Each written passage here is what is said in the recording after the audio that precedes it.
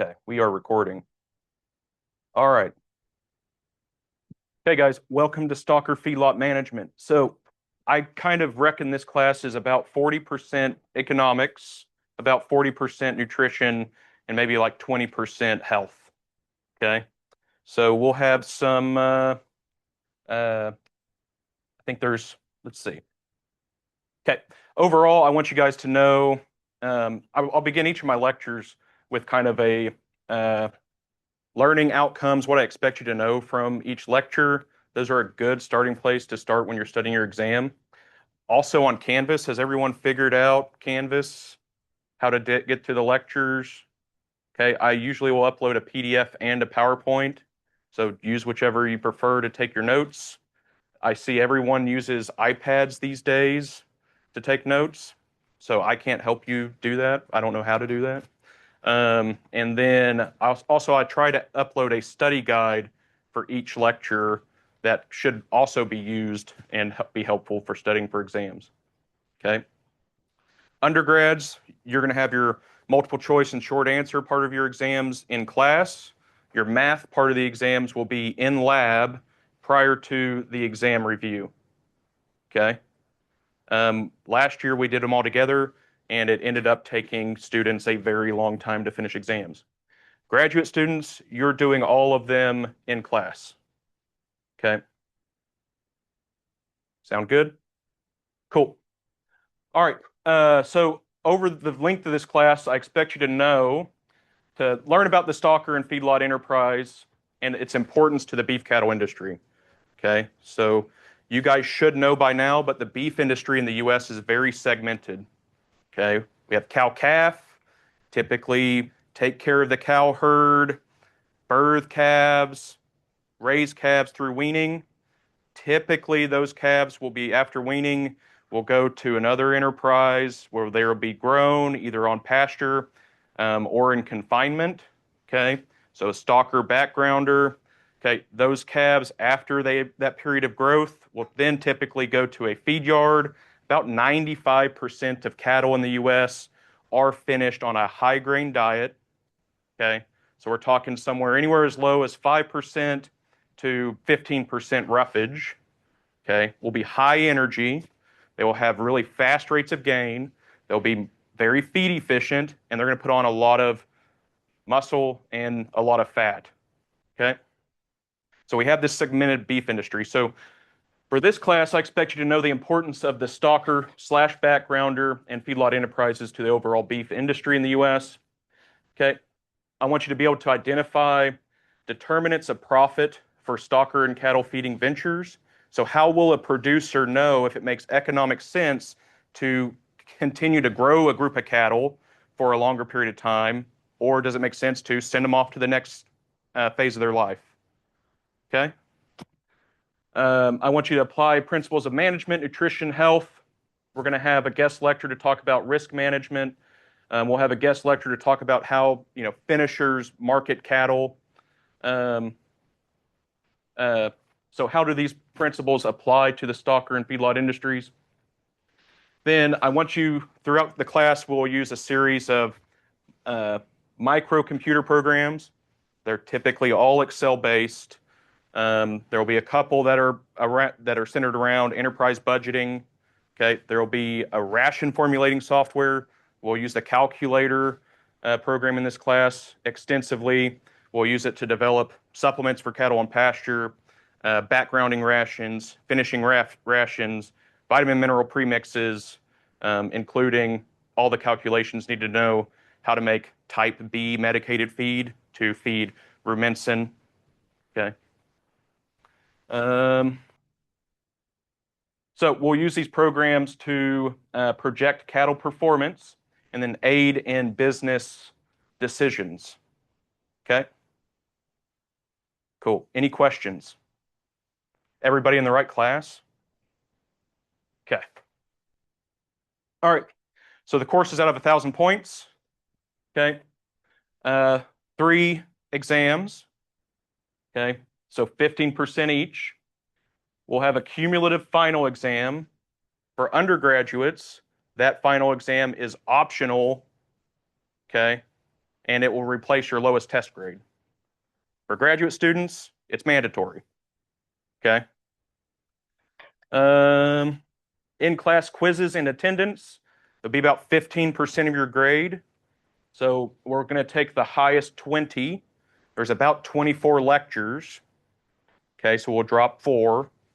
So you could use that for inexcused absences if you feel like sleeping in or something. 2.5 points. So that ends up, so 150 points divided by 20 is 7.5. 2.5 points will literally be you're in attendance of the lecture, and 5 points will be from the quiz. Okay. Undergraduates, you guys have a lab credit associated with this class. 20% of the grade will be from the lab problem solving exercises. We're going to have 5. They're going to be 40 points each. After you submit it, if you're not happy with your grade, you can rework the problems and recoup up to 50% of the points that you missed. Okay. And then 20% of your grade will be this course-long assignment. Okay. Phase 1 of the assignment, you're going to set your scenario for a stalker industry. You're going to choose which pasture system you want. Then you're going to choose a group of cattle. Based off those choices, I'll give you some outcomes. Then you'll use those outcomes to develop an enterprise budget. Okay. Phase 2, we're going to take a group of cattle, have them in the feed yard. You're going to formulate a ration. You're going to create a treatment protocol. You're going to create a feedlot enterprise budget. And again, based off the cattle that you're selecting, we'll give you some outcomes around carcass merit, length of days on feed, average daily gain, dry matter intake, feed efficiency, those types of things. Okay. For graduate students, we did this last year and I kind of enjoyed it, thought it was very cool. We're going to make a program development and write-up. Okay, so the idea of this program is that it can be used by a producer to help inform business decisions. So it can be based off of some of these microcomputer programs, Excel-based budgeting software that we developed, but you have to add quite a bit to it. Okay, and then the write-up is going to be, will be groups of 4. So go ahead and identify 4 graduate students that you hope to want to partner with. The write-up will be pretty much extension level, explaining the program, how it works, what it means, and then you'll do some sensitivity analyses. So if we change this by this much, the outcome changes by, X. Make sense?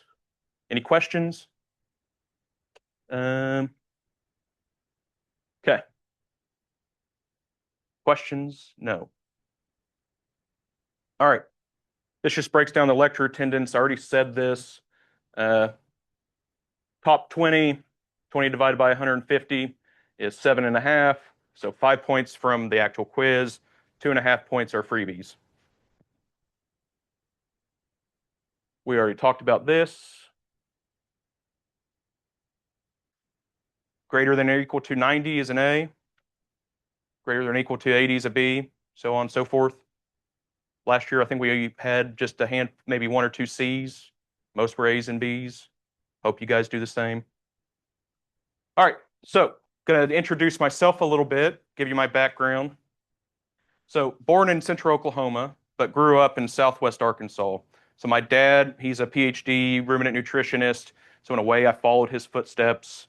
But he ran a research farm in Southwest Arkansas near Hope, Arkansas, birthplace of Bill Clinton, if you're into that type of thing. We had about 220 acres where we ran stalker cattle. We typically did 2 turns of cattle, one over Bermuda grass, Bahia grass, Dallas grass pastures in the summer, 140 days. Cattle gained about 1.5 pounds a day over the length of the summer. Sell those at the end of that time. Interseed our pastures with perennial ryegrass, usually in October. Turn cattle out in December. Perennial or annual ryegrass, would play out sometime around April. Okay, so it'd be about 120 days of cattle grazing winter annuals. Then we'd send them out and repeat the cycle. Okay.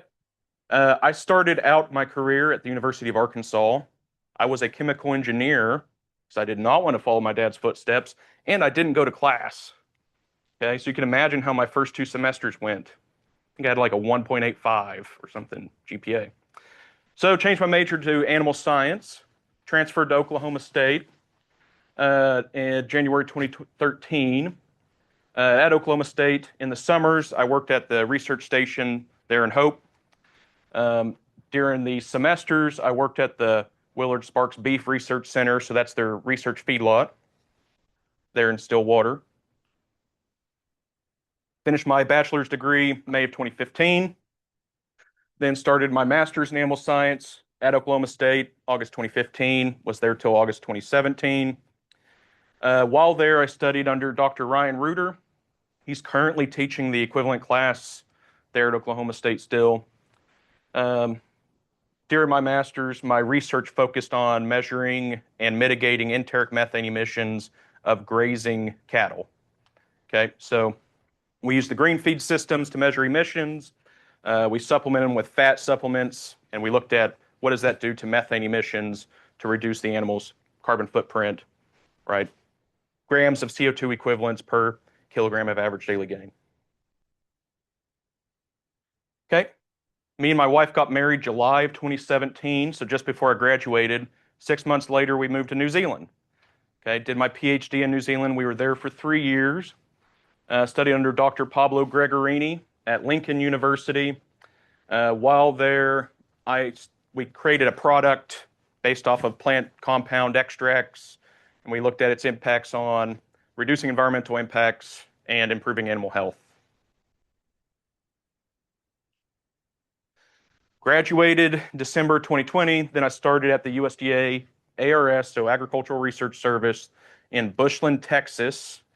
Worked at the research feedlot there. It's a joint ARS Texas A&M AgriLife facility. So worked there for a little over 3 years. While there, primarily focused on reducing greenhouse gas emissions. You're good. And from methane and manure. Okay. So started at A&M October of, so I've been here a little over a year. So started October 24. My appointment is 50% research, 40% teaching. My research is primarily focused on sustainability of beef cattle systems. Okay, we still do a lot of enteric methane mitigation in pasture and in confinement. Actually have a study going on at McGregor, Texas right now where we have 120 head, 60 are receiving a product, 60 are control. We're actually going there tomorrow and Thursday. I won't be going Thursday because I'll be teaching you guys to collect rumen fluid samples, body weights, and fecal samples. 40% teaching appointment, so that pretty much equates to this class in the spring and then an honors section of feeds and feeding in the fall. Okay. I'm also 10% service, so I don't know what that means. Okay. All right. So now let's get to know you guys. Scan this QR code. It'll take you to Google Drive or Google Forms, and we'll look at your responses to the quiz.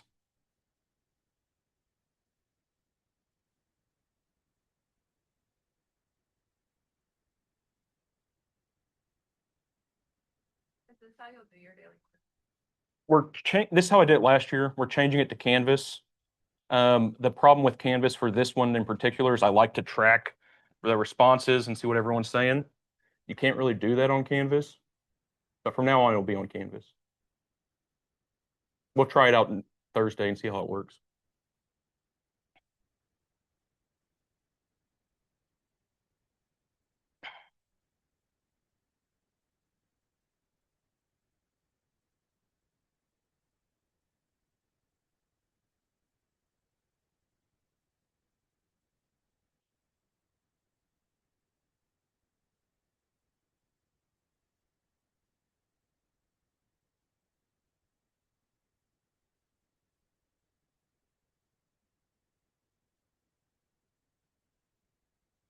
Fifteen responses and counting. When does this class end? 11:20. We got an hour.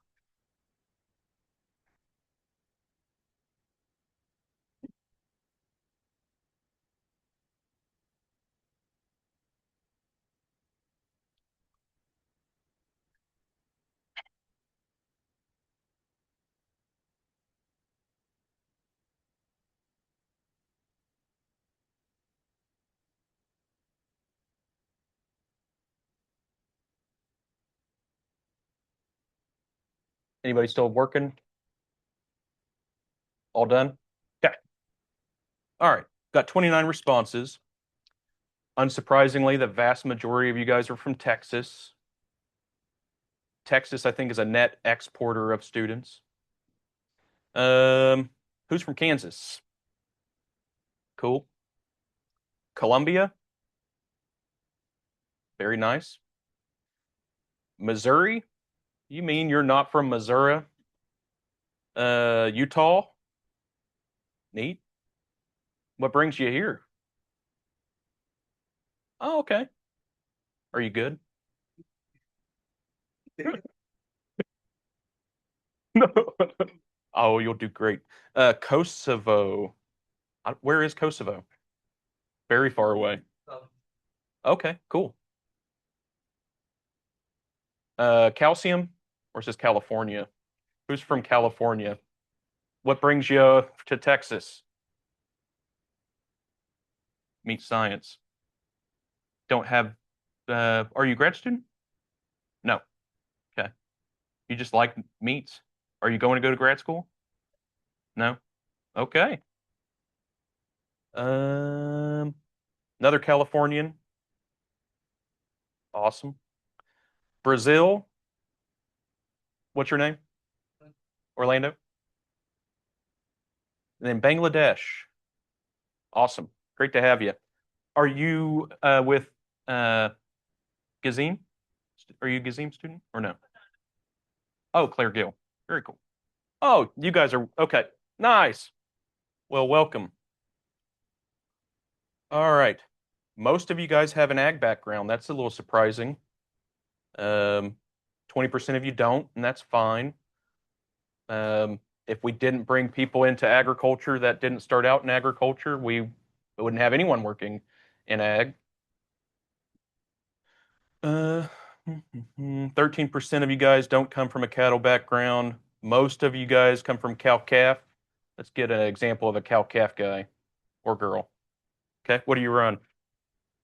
Angus, there in California? Nice. Do you find it difficult to have a cattle operation in California? Hmm. Yep. What pasture scenario system?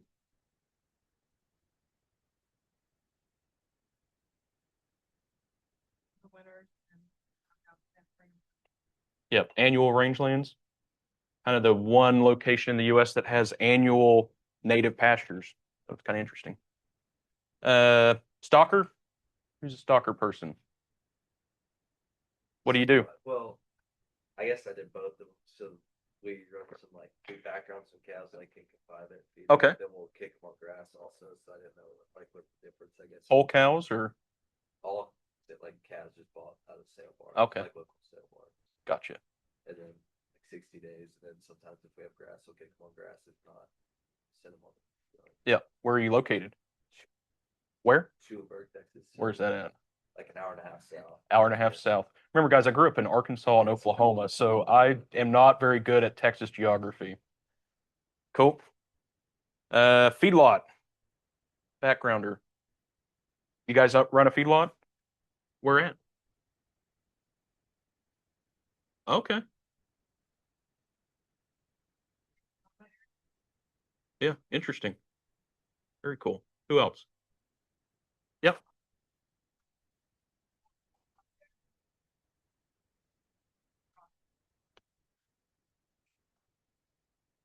Mm. Dairy beef crosses are real hot right now. Alrighty. And then 43% no. Um, this is also surprising to me. Of the people that have cattle, the vast majority have over 100 head. Then only about 16.7% of you have around the Texas average. I think the average cow-calf herd's somewhere around 40 per operation in Texas. I think it's 39.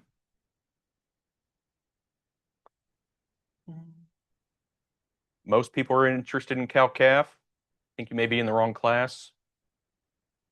But we got some finisher, backgrounder, stalker. Most people are right in the middle in your understanding of beef cattle management. It's good. Room to learn some things. And then most of you guys classify yourself as in the middle of math capabilities. Okay. Big part of the class that'll help you out tremendously. Learn dimensional analysis. Who knows what dimensional analysis is? Okay. Yeah, unit conversions. Train tracks is what Common Core Math's calling it now, I'm learning. Okay. But learn to set up a problem to where your units cancel out, you're left with the units you want, and 90% of the math you do in your life, you'll be able to do without memorizing an equation. Okay? There'll be a lot of that in this class, just like there was in feeds and feeding. Okay. Cool. So I'm going to try to learn everyone's names. It's going to take me a long time. Hopefully by the end of the semester, I will remember 90% of your names, but bear with me. Okay. Let's get kind of started. Oh, and congratulations. Everyone now has 100% in the class. That was your first lecture quiz. Okay. All right, key concepts. I think that if you guys can grasp, especially value of gain and cost of gain, you get anything else out of this class, understand those two concepts. Okay. So value of gain is how much money is made, so gross profit or returns, okay, minus purchase price divided by how much that animal gained. So sell amount, sell value of that animal minus the purchase cost of that animal divided by gain. So it is analogous to gross margin. Okay. So this value of gain does not consider any other operating costs. It only considers purchase price. Does that make sense? Now, cost of gain. So how much operating cost per unit of gain? So one key determinant of is it profitable to continue to feeding a group of cattle is value of gain greater than cost of gain. Pretty simple. Okay. Break even. So break even is the sell price to offset costs. So it's what sell price, so break even sell price is what sell price do you need to sell them at to have zero profit and zero loss, right? There's also a break even purchase price. So based off of cost of gain and purchase price, what purchase price would I have needed to buy these animals at to have zero profit? Make sense? Okay. I uploaded this picture or this paper by Bill Meise. He's actually was at Texas A&M, long retired, still lives in College Station. But he wrote a paper that was in a Oklahoma State conference, basically, where he talked about determining the value of stalker cattle. Okay. So how can someone look at a group of cattle and know what they're worth? Okay. So they look for potential for rapid and economical gain in the feed yard. Okay. Potential to be acceptable in quality grade and carcass weights. So we want acceptable carcass weights at acceptable quality grades. So can we do that with a calf fed? Who remembers this from Stalker Feedlot or from Feeds and Feeding? Will a calf fed typically be at an acceptable carcass weight at 28% empty body fat? They're going to be too light, right? Or if we feed them to an acceptable hot carcass weight, they're going to be too fat. Okay. So whenever we look at a cell barn price sheet and it's designated as fleshy, do you think people are paying more or less for that group of animals? Less. They're always discounted. Okay. Uniformity. Oh, I guess this thing's running hot. Uniformity. So feed yards will typically market cattle as a group. Okay. And they're going to market cattle based off quality and yield grade. And then obviously their base price is based off hot carcass weight. Based off yield grade and quality grade, they'll receive premiums or discounts. Okay. So they need cattle to be at similar weights, they be uniform within that group. Otherwise, you have a wide range of carcass weights and carcass qualities. That makes sense? The tighter you can get that standard deviation, the more precise you can be on finishing them, and the more precise you can be on when you market that group of cattle. Make sense? Okay, so uniformity is a huge thing for feedlots determining value of cattle. Okay, weighing conditions. Okay, most people are selling cattle, finished cattle on a dressed basis. Most people are selling stalker cattle or buying feeder cattle on a live basis. Okay, so are we weighing these animals full? Okay, if we're weighing animals full and that's our purchase price or our pay weight, we're buying a lot of just feed and not necessarily live weight or animal mass, right? Are the hides of animals excessively muddy? Are we buying just a lot of mud? Okay. So the time of sale. So we need to have a near continuous supply of beef cattle. However, our calving cycle is very cyclical. Most calves are born in spring. So most calves are weaned in fall. So we have an abundance of cattle in the fall. So just based off supply and demand, do you think feeder cattle will typically be more or less in the fall? They'll be cheaper. Okay. So as a stalker operator that has cattle on winter annuals, that's a good thing. We can buy cattle at a discount.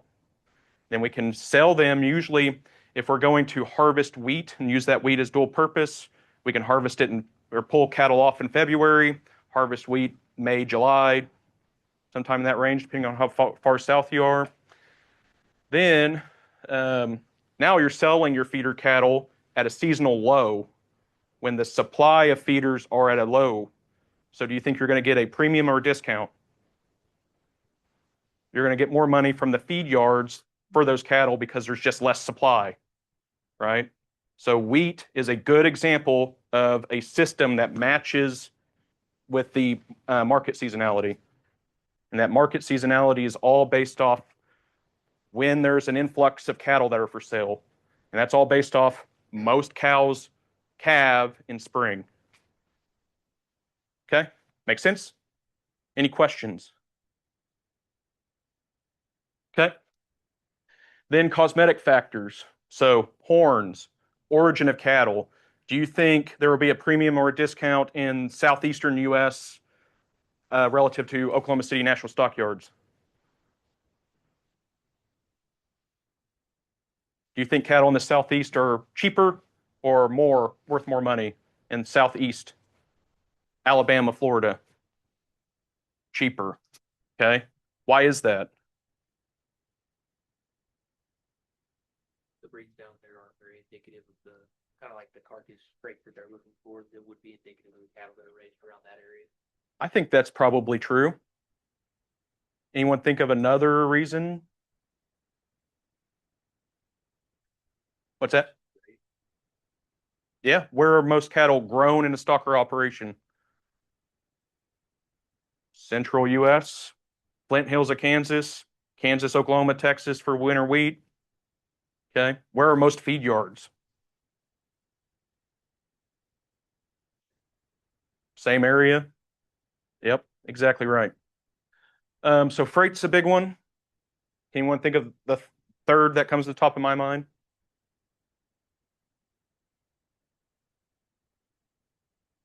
Cattle in the Southeast are just known to be mismanaged.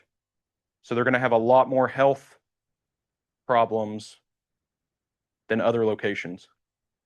So you pair all that together, those cattle are also going to be in the market auction sale barn for a longer period of their life. They're going to be introduced to more diseases over that time. More likely, you're going to have higher sick rates. You're going to have higher death loss. Okay, so they get a discount. It's pretty substantial. Grew up with a guy there in Southwest Arkansas.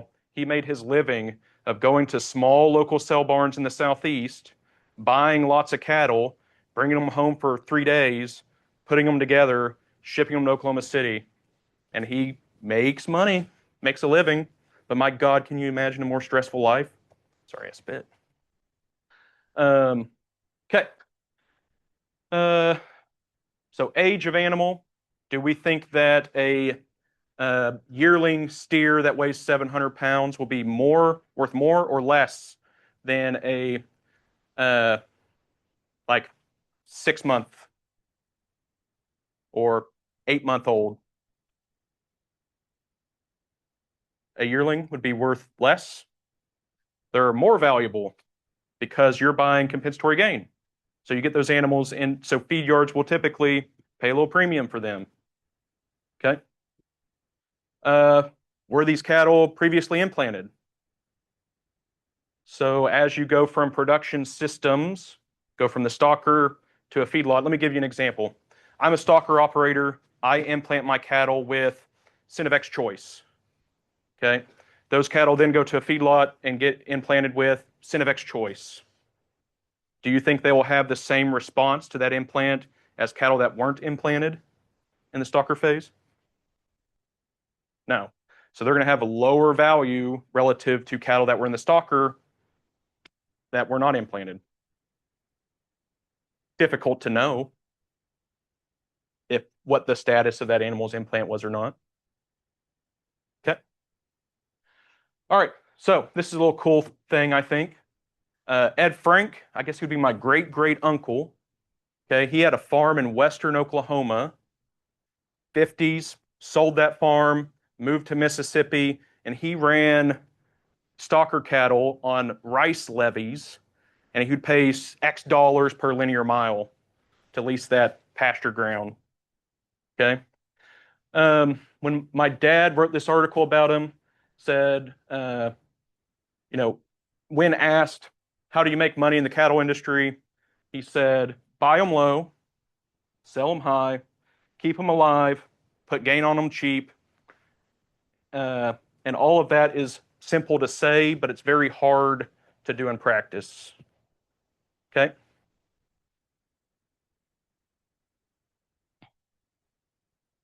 Okay.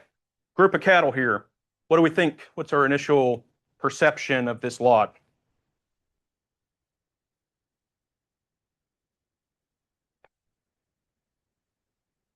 Yeah, but I see some blacks. I see some reds.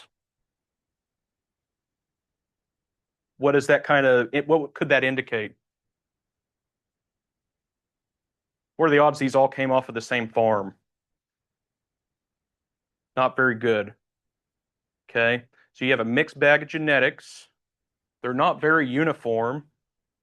Okay, do you think compared to a group of uniform genetics, these guys would be cheaper? Okay, very likely. But these kinds of cattle represent a uh, uh, potential way to buy cattle cheap if you're a stocker operator. Add frame, add uniformity, lop off horns, castrate if they're not castrated, vaccinate. treat them for BRD, straighten them out, put gain on them, and then sell them at a relative markup compared to what you bought them at. So a lot of people will do that in the stocker industry. So we'll talk about the 3 benefits of the stocker cattle industry to the beef industry, and that's one of them, right? The market benefit. Okay, another group of cattle, same kind of concept, mixed group, mixed bag of genetics, could have a real high incidence of BRD, could have a relatively high incidence of mortality. If you buy them at a good enough discount, potentially you can still make money on them. Okay, so cattle on wheat. This picture, this would be an example of market timing, and we already kind of talked about that.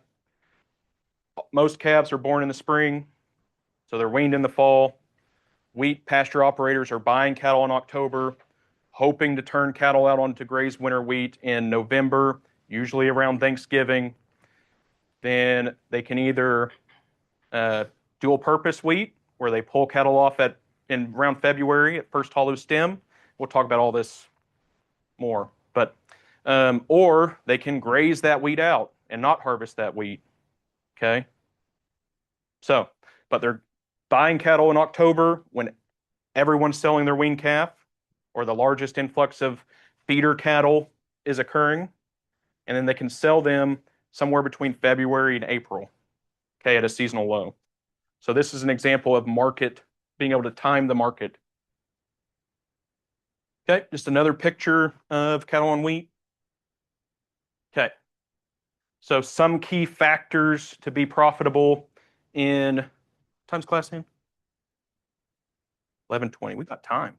Okay, some key factors to consider. So timing, recognizing bargains. So a lot of stocker operators will live in a sale barn or have cattle buyers constantly looking for bargain cattle, because the chance to buy that bargain set is going to be pretty short-lived. Okay, but they need to have careful planning. Okay, they need to have backup plans. So what's plan B and C when plan A goes to crap, right? And then cattle selection. So can you upgrade mismanaged cattle so that you're buying at a relative discount and you're selling them at the end of your stocker operation at not a discount? Make sense? Okay. So around uniformity. We grade cattle in a sale barn. So if you look at an auction report, there'll be medium and large frame, okay, muscle score 1s, medium and large frame, muscle score 2s, small and medium frame, muscle score 1 or 2s, right? Okay, so they judge that frame size based off length of tail, okay, so they're trying to gauge their eye to calibrate the size of the animal they're seeing to indications of age, so like length of tail, coarseness of hair in the switch, the width of the muzzle, coarseness of hair on the poll, size of feet, length of ears, width of the base of the horn, etc. So they're using all these kind of visual indicators to assign a frame score. Okay, muscle thickness. So a rationale for including muscle thickness or a muscle score, okay, is that so it is based off of a body weight at a given carcass yield, okay, and we'll go over all this later. Okay, so there are 4 muscle thickness scores. Most beef cattle are muscle score 1s and 2s. You get into 3s and 4s, and they're typically straight dairy breeds. Okay.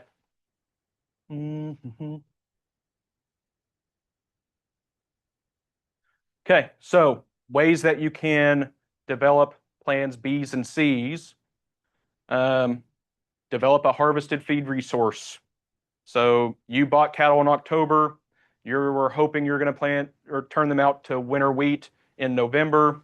You don't get a rainfall, and now it's like this year, and Uh, my dad still hasn't turned cattle on wheat. Okay, we're in January. So what do you do with those animals, right? You either sell them or uh, you have some type of resource that you can feed them or some place that you can feed them.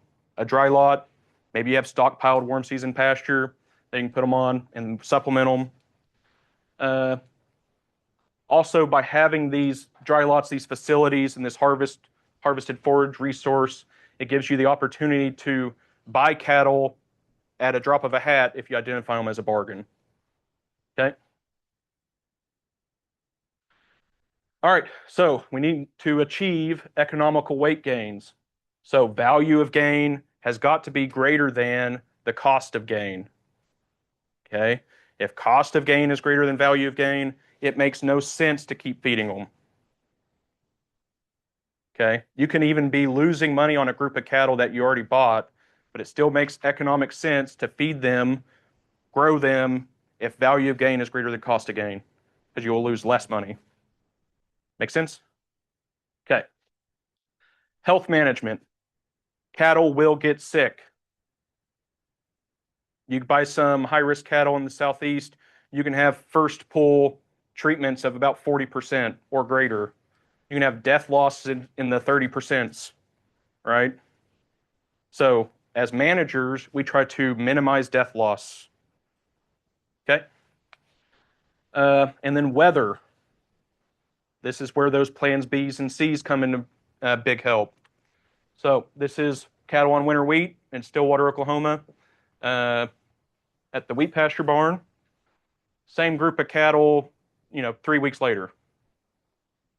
So we would need to have the feed resources to feed these cattle if snowfall or something else, a flood, happens that limits the availability of grazing pasture. Okay. All right. Impact of other forces that affect your business. There are going to be things that are outside of your control. Okay. Government farm programs. We don't get to control that. I guess maybe indirectly if we elect a congressman or senator, but then they get into office and they don't do what they promised, right? Okay. The general economy. Can't really control that. A huge one, interest rates. So in 2020, when interest rates were 3%, the cost of capital was much lower than today, where they're 6.5%, 7%, right? That's a huge impact on your net returns as producers that you can't control. That's Jerome Powell and his bunch, right? Who saw that in the news today?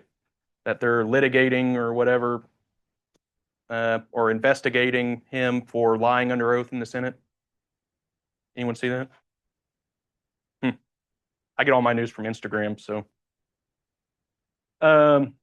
We can't control export or import markets. Okay. This was a huge deal in October.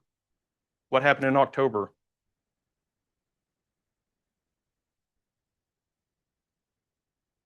Government shutdown? No. Oh, imports?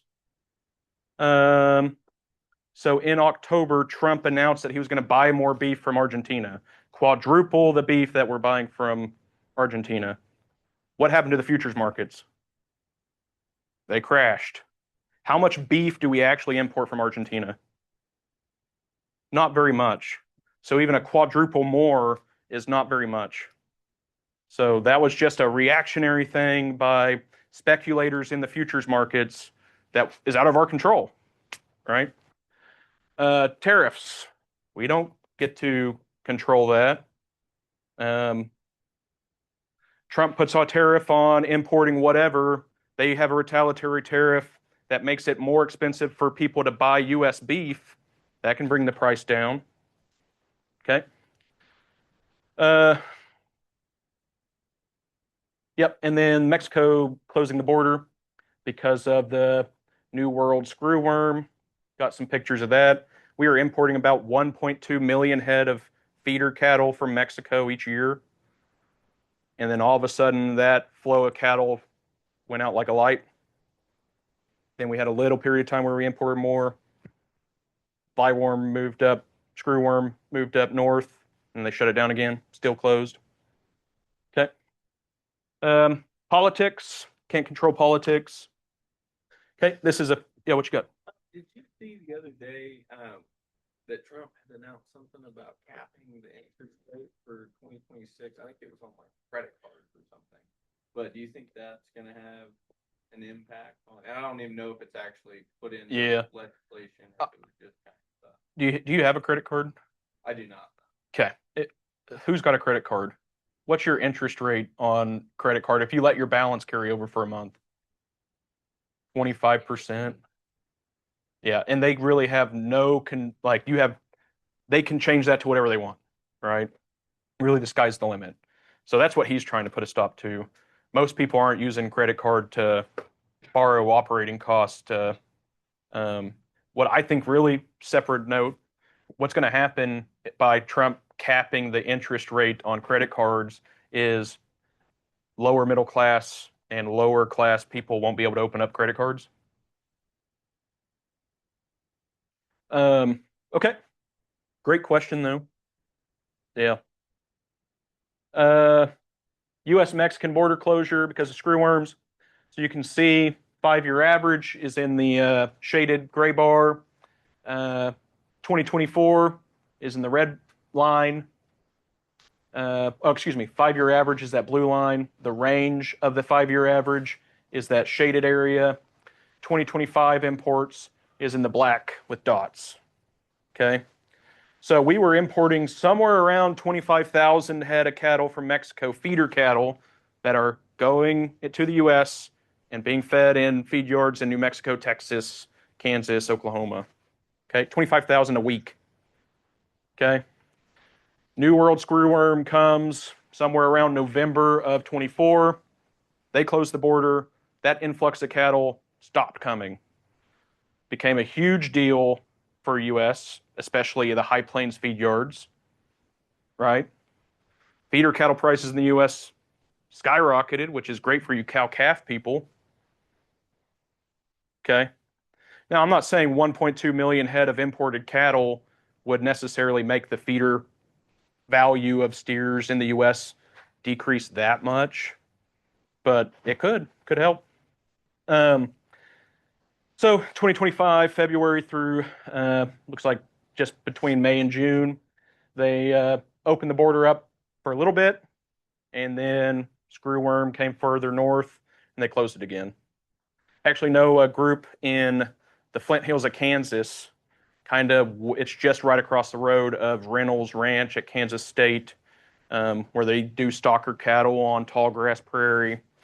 They actually got a load of cattle from that influx of Mexicans, and so they're growing them in the Flint Hills of Kansas. That's kind of cool. All right, futures prices. We talked about this. Trump planned to quadruple Argentina beef imports. Speculators in our futures market panicked, started selling off. So you can see what happened to fed cattle futures markets. They kind of crashed. Okay. Value or the dollar per hundredweight of feeder cattle also went down a little bit. People were less willing to pay for feeder cattle to be fed in a feed yard if they couldn't guarantee or lock in a profit using the futures market. Okay.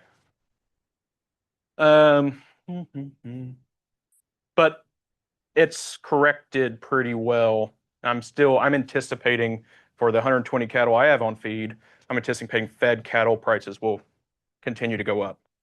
I would like to make money off these guys. That'd be great. Okay. With that, any questions?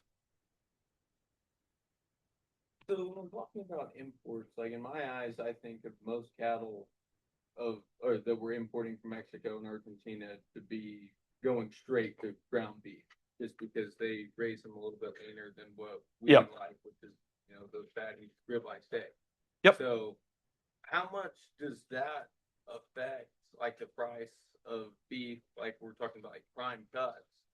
If we're having to grow more, wouldn't that, or if we're having to raise more cattle here in the States, wouldn't that make the price of like those prime cuts cheaper and ground beef would be more expensive?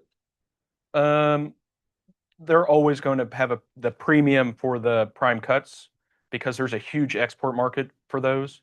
So I hope you meet science people know this, and you probably know it better than me, but we are net importers of ground beef because we love hamburgers here in America.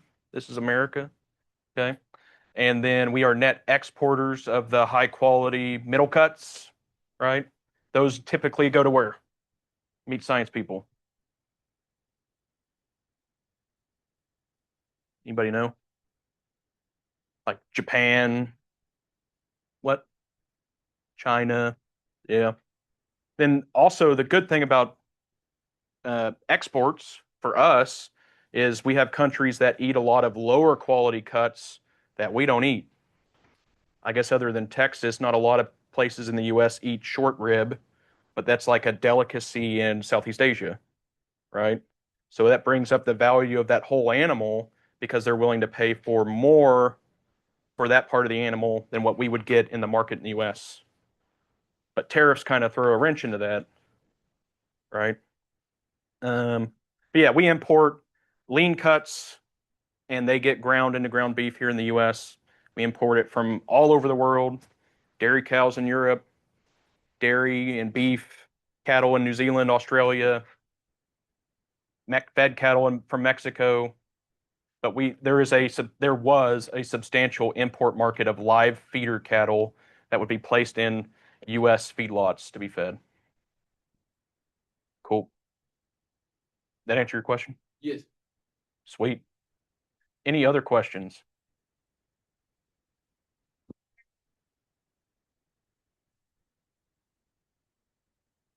If you guys want to talk kind of now-ish and make your selections, turn them in, that'd be awesome. Who has not done it? You guys? Yeah. Try to make those selections.